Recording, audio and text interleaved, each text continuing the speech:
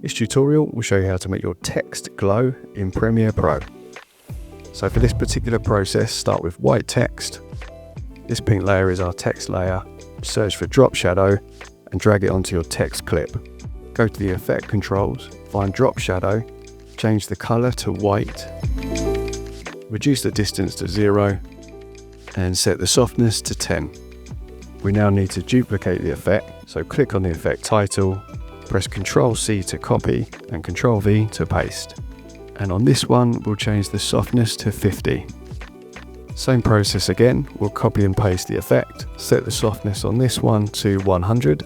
Let's copy and paste again. This time, let's go 250. And you can see the effect taking shape.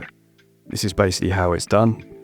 You can add or remove the number of drop shadows to your liking. You can play with the opacity, you can play with the softness. The next part is how we change the color. Go over to effects and search for tint. Drag it across to your text layer. Find it in the effects controls. Click on map white 2. Choose your color. Click OK. And there we go. Hope that helps. See ya.